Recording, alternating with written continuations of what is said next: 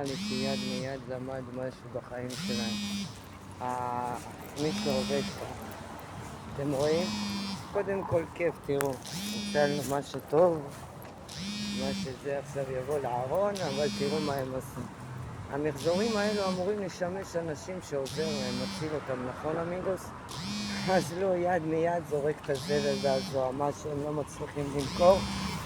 אתמול מי שראה, צילמתי לכם, שימו לב.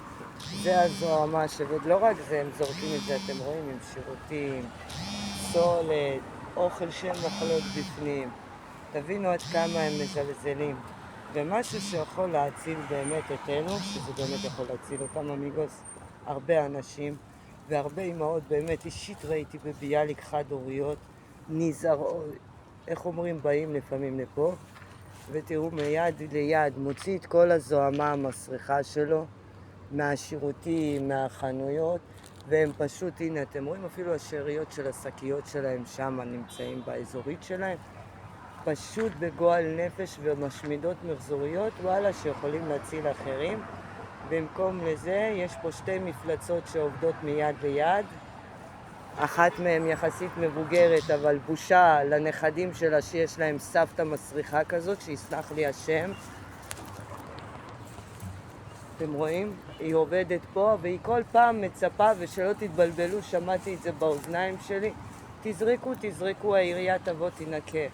יש פה איזה קשישה מגעילה עובדת מיד ליד, חושבת שזה, וכנראה בגלל שהיא עשירה מסריחה, הזה שלה יותר טוב מהאוכלוסייה החלשה, אתם מבינים? וכל פעם היא משמידה את המחזוריות האלו עם הזבל שלה והבית שימוש שהיא מוציאה מהשירותים.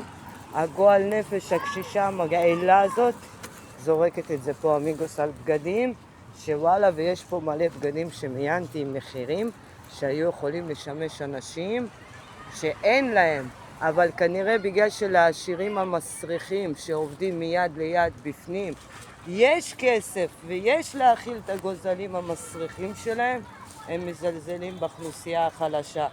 זה התנהגות של עשירים מסריחה אמיגוס. מחזוריות שאמורים לשמש אנשים מיד ליד פשוט משמיד אותם עם הזבל שהם מוציאים מבפנים, ומה שלא נמכר פשוט בא לפה.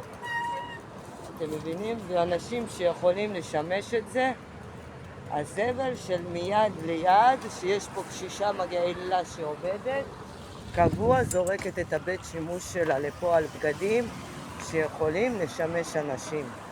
ובמקום זה אנחנו צריכים לבוא למצוא את הזוהמה של מיד שמושכים מהמשרדים שלהם ופשוט שופכים פה.